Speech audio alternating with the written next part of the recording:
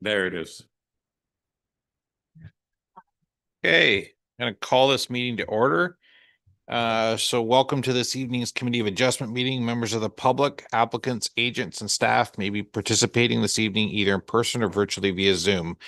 For those attending via Zoom, please note that it is our standard practice for members of the public to have their cameras off and microphones muted until it is time for that member to speak. Township staff can assist with muting microphones. If you require assistance, please use the chat function Ask Staff. I'm also pleased to advise that this is being broadcast live on the Township's YouTube channel, where a recording of this meeting will be available. Note the Township does not have the ability to edit live stream or recorded versions of the meeting. Public meetings have been called and notice circulated in accordance with the Planning Act with respect to applications for minor variance and/or consent. The purpose of public meetings are to inform and provide the public with an opportunity to ask questions and express views with respect to the application. The format of the public meeting is as follows. Township staff will introduce the application and report on all correspondence received. Next, the applicant or their agent will present on any relevant information. Township staff will then provide further information and clarify any statements of the applicant or their agent. Following that, the public will be permitted to ask questions and express views on the proposal, and then the public portion of the meeting will be closed. And finally, members of the committee will be given the opportunity to ask questions for clarification of the application. After all comments have been received, the committee will consider the application with due regard to the presentations and views expressed this evening. The committee will then do one of three things. 1, approve the application. 2, deny the application. Or 3, defer the application pending receipt of additional information. Specified persons who have provided oral submissions or written objections but disagree with the committee's decision on the application may appeal the decision to the Ontario Land Tribunal as entitled under the Planning Act. The deadline for an appeal of consent application is 20 days within the giving of notice, and for minor variance within 20 days of the decision date. When commenting on an application, please give your full name and address for the minutes. Please note that the names and addresses of those individuals who speak at this meeting will appear within the meeting minutes, which are public documents. If you wish to receive a copy of the decision, please leave your name and address with Township staff. So going through the agenda, is there any disclosure of pecuniary interest in the general nature thereof? Seeing none, I'm going to call for a motion for adoption of minutes. I have a motion in front of me, COA 2025-060, moved by member Bossy, second by member Hiles, that the minutes of the November 18th, 2025 Committee of Adjustment meeting be adopted. All those in favor? We are carried. Moving on. Would township staff briefly introduce the application and report on any written response to the notice circulated for E1, which is a revised application for consent, identified as B-13-22, B-14-22, and B-15-22. Thank you, Chair. So as the committee, as it was noted, these applications are revised. They were previously before the committee in November of this year. Essentially, the applications are the same before you this evening. However, they have been amended to include requests to establish rights of way internal to the subject lands to provide for legal access from the end of Bella Vista Trail through the properties. So just again, in summary, these applications do propose to sever 3 new shoreline residential lots, 1 from each of the subject lands, as well as mentioned to establish those rights of way for access from Bella Vista Trail. This would result in a total of 6 lots as described in the table below. The frontage and area of both the severed and retained lands do exceed the minimum requirements of the zoning bylaw for the shoreline residential 3 zone that is applied to the properties. The last paragraph there just sort of summarizes the intent of the applications, advising that they have been revised since the last time they were before the committee.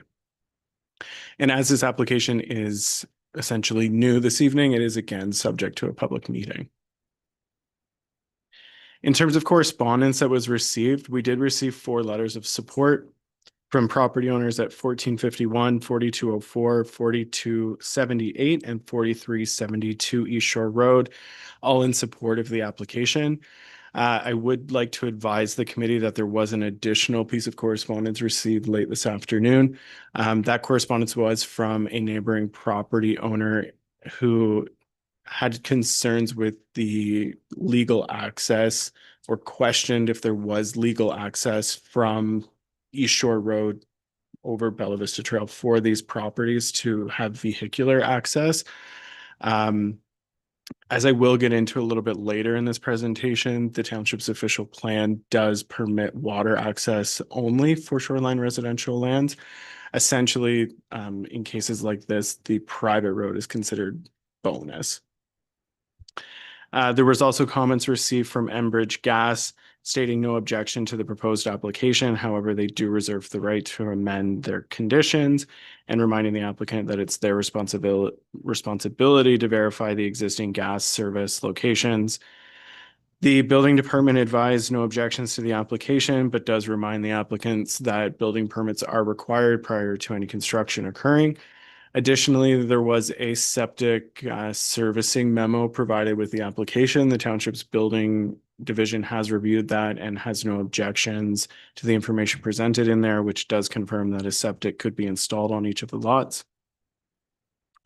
The County of Simcoe advised that they do not object to this application in principle. However, they did provide various policy references from the provincial planning statement, as well as the county's official plan, which they do want to ensure that the development is consistent with, and defers to township staff to make sure that those policies are addressed. The county also reminded of the requirement to ensure that there is adequate on-site sewage and water services available. The County of Simcoe District School Board did provide some comments with respect to this application, acknowledging that as the lands do not have frontage on a publicly maintained road, there is no guarantee that there would be school bus service for residents or children living at these properties. They did request that should the committee choose to approve this application, that as a condition of the consent agreement, these two clauses be included. These are pretty standard clauses that we see all the time with plans of subdivision and subdivision agreements. Just basically advising that there is no guarantee that there would be school service or bus service, as well as noting that there's no guarantee that there's room within the existing schools in the local community, and students may be required to attend alternative schools in a different location. So I will just leave it at that for now. The applicant's agent is in attendance this evening and does have a brief presentation. And then I can follow up with anything after that. Thank you. Okay, thank you. Now call on the applicant's agent to present together any relevant information they have. So you're free to unmute yourself.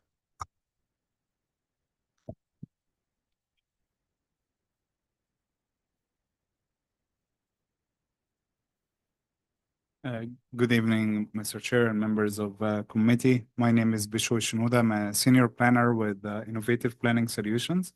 I'm the agent for the landowners of 4500, 4540, 4580 Bella Vista Trail. I'm here to represent the three individual consent applications that are before you. They're being heard together because they're adjacent properties to one another. Next slide, please. So the properties are located with frontage on Gloucester Pool with a combined area of about 7 hectares and 400 meters of frontage on the waterfront. They are surrounded by crown lands to the east and shoreline residential to the south. So there is only one neighbor to the south who actually wrote in support of the severances that are proposed before you here. There is the access to the properties are through Bella Vista Trail, which splits off from East Shore Road, and we have provided previously the amended agreement from the East Shore Road Association, acknowledging and allowing for Bella Vista Trail. So as Brad has mentioned, that this is a bonus access. However, we did go through the appropriate channels to make sure it is there and there is legal rights for it. And there is also an agreement with the township to allow for the Bella Vista to be through the unopened road allowance, which goes through the edge of the crown lands around the shoreline residential properties there. Next slide, please.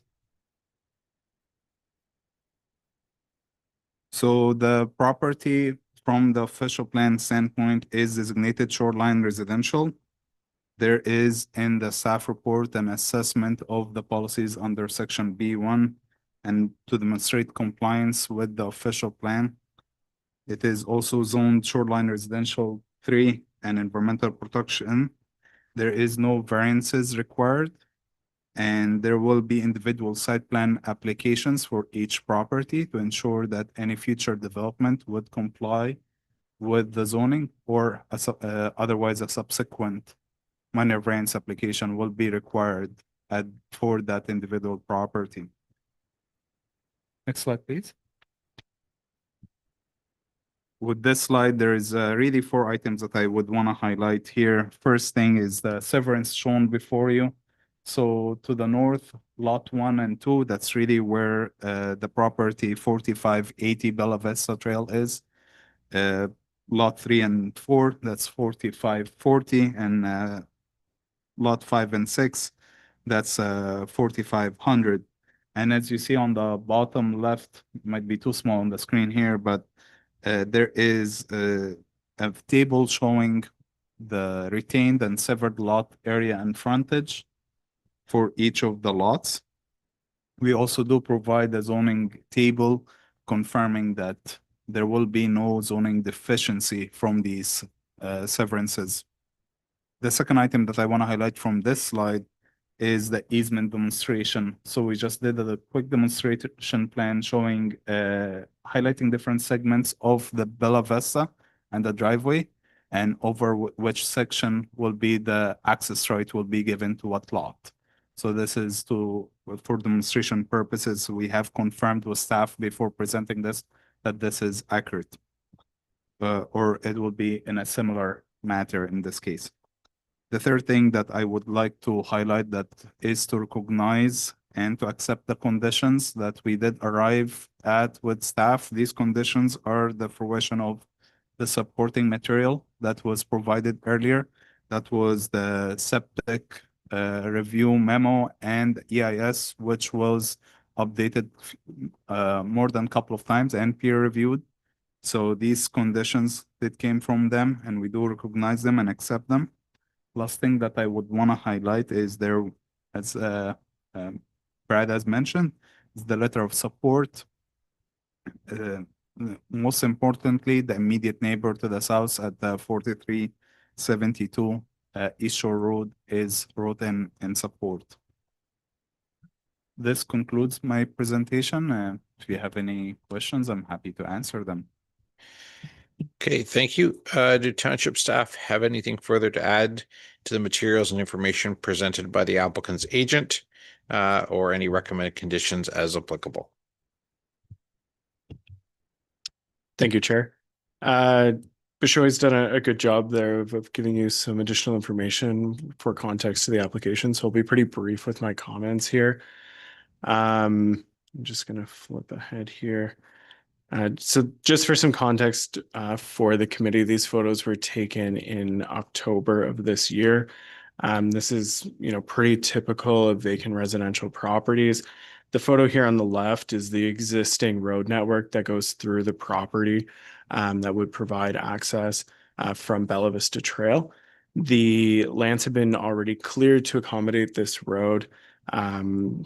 As we'll get into with some of the conditions, you'll see some recommendations with respect to this road. But just for some context, this photo here on the right is taken the property is quite steep as you move back from the shoreline. So this photo here is taken at what I would say is the top of the hill, where the more of the development areas would occur.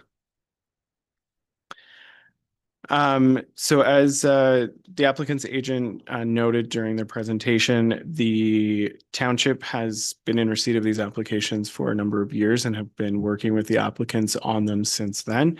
There has been a couple iterations of an environmental impact study that was prepared and peer reviewed by the township's consultant at the applicant's expense. That peer review and the environmental impact studies have concluded that development of the subject lands could occur without impact, subject to a lengthy list of mitigation measures. As the committee would have seen included attached to the staff report is a comprehensive matrix which goes through a number of mitigation measures. Those mitigation measures are to be implemented at a couple different stages. One stage would be as a condition of provisional approval. So you will see in the recommendation this evening a couple of conditions that would address those. The other, and I would say the majority of the mitigation measures are required to be implemented as part of site plan control. So another condition that is on for committee's consideration this evening is the establishment of a consent agreement that would then require site plan control on each of the individual lots prior to any further site alteration or development occurring. Just as I had noted before, I did want to let the committee know that although the application as presented does essentially contemplate road access via the private road network, the township's official plan does also permit water access only for lots in the shoreline residential designation. So even if there is the right to use that private road is sort of beyond the scope of what the municipality is involved with. This application or these applications before the committee this evening does not grant any permission to use any private roads. It just essentially contemplates the creation of 3 new shoreline residential lots. And those lots can be water access, is essentially the minimum threshold test in the official plan. However, there can be the bonus of having that private road access, which is a bonus but is not required. So I will just jump into the recommended conditions. So township staff, as do not have any objection to the provisional approval of these applications for all of the reasons as detailed in the staff report, subject to these conditions.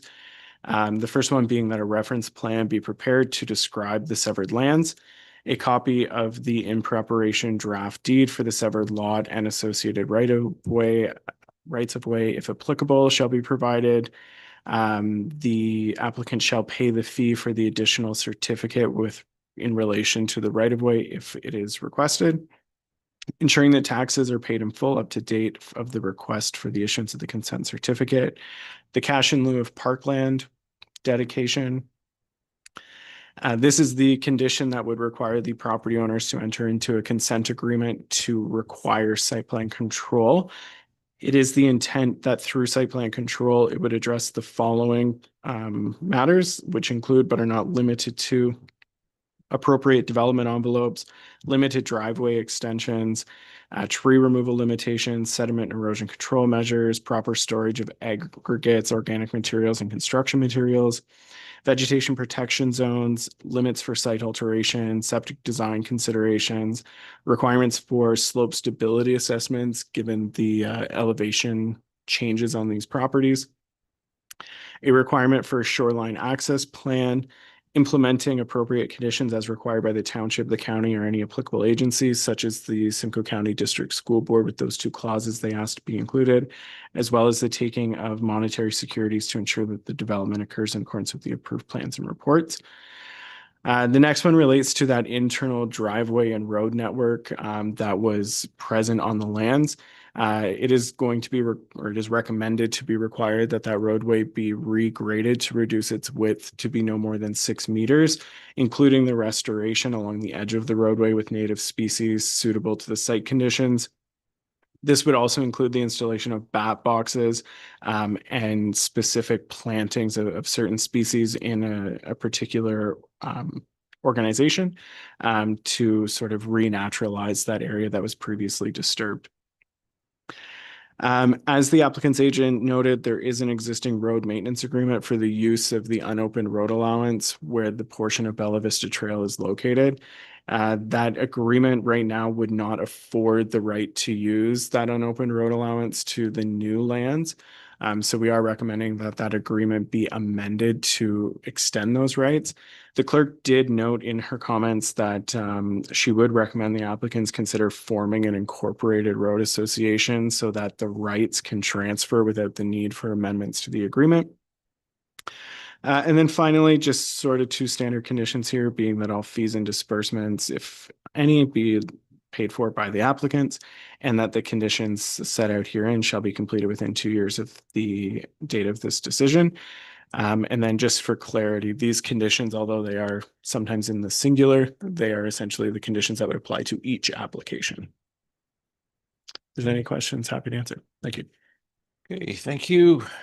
We have nobody participating virtually via Zoom this evening, so there's no questions coming from there. And then there's nobody in attendance here from a public perspective. So there'll be no questions from the public. So I declare the public portion of the meeting closed. Do any members of the committee require further clarification or wish to provide comments on this application? Seeing none, I am going to call for a motion. So I have a motion in front of us, COA 2025-061, moved by member Hawkins, second by member Kish, that staff report D25-041 be received, and that the matter of consent application B13-22, B14-22, and B15-22, the applications be provisionally approved, subject to the recommended conditions included as attachment 7 to staff report D25-041. I'm going to call for a vote. All those in favor, we are carried. The hearing for that application is now closed. You're free to stay for the remainder of the meeting or leave as the committee moves on to the next application. Thank you. Have a Merry Christmas, Happy Holidays, and Happy New Year. You do as well. So would township staff introduce the application and report on any written response to the notice circulated for E2, which is an application for minor variance identified as A-27-25. Thank you, Chair. As noted, our last application on the agenda this evening is a minor variance application affecting the lands recognized as 3525 Brennan Line. To provide a brief summary of the application, the subject property is located within the rural portion of the West Shore settlement area, and they are currently developed with a single detached dwelling with an existing storage shed structure. The applicant is requesting a minor variance to facilitate the construction of a private single-story detached garage accessory to the dwelling.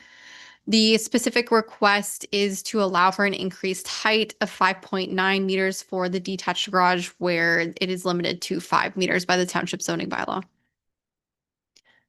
We did receive some comments on the application with respect to the building department. They stated no objections, but just state that making sure that the construction maintains the minimum setback requirements from the septic bed to ensure no damages. And then if any fixture units are proposed to be added within the garage in the future, they would need a change of use permit through the township. This property, similar to an application that we heard last month, is within the intake protection zone 2 of the West Shore municipal drinking water system. It was circulated to the township's risk management official at the Severn Sound Environmental Association. Based on the proposed use of the property, they stated no objections and stated that no additional approvals through the Clean Water Act would be required to support the application. And no additional comments or objections were received from the clerk's office, the Public Works Department, or Fire and Emergency Services.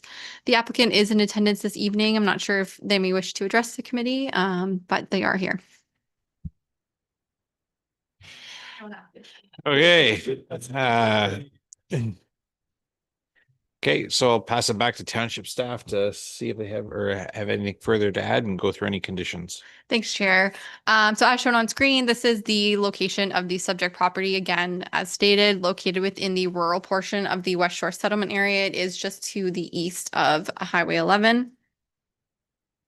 The property is uniquely located in, like I said, a rural portion of the settlement area. So it is surrounded by larger agricultural buildings in larger just structures in general that are typically seen in the rural portions of the township. It's surrounded by agricultural lands to the rear of the property and to the front of the property across on the opposite side of Brennan Line, and then otherwise surrounded by other residential properties.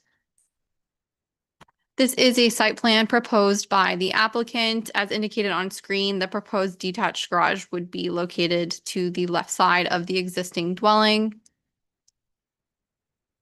And then shown on screen here are the concept elevations submitted with the application. Although an increased height is being requested through this application, staff do note that it is still a single story. I do find that the staff site photos for this application help provide a lot of additional context to the planning justification provided in the report. So as discussed in the report, and as you can see on screen, the property is really well vegetated on all property lines and would provide a natural buffer to the oversized structure. But as noted, the type of development proposed through this application is very typical for this area of the township, therefore maintaining the existing character of the area. The staff report provides an overview of the 4 tests for a minor variance as well as consistency with the PPS. As stated, the proposed garage is compliant with overall lot coverage and all other applicable provisions for a residential accessory structure, and it is located in a settlement area where development is generally directed and permitted. That being said, planning and development staff have no objections to the approval of the application, subject to the recommended conditions. These being the standard conditions of municipal taxes being paid to date, that the construction is in substantial compliance with the plans submitted with the application, and that the existing vegetation on the property be preserved and enhanced as much as possible. That's all I have with respect to this application, but certainly available for any questions. Thank you, Chair. Nobody's joined us via Zoom, so there'll be no questions coming from there, and nobody is here aside from the applicant. So there's no questions from the public, so I declare the public portion of the meeting closed. Do any members of the committee require further clarification or wish to provide comments on this application? Seeing none, I'm going to call for a motion.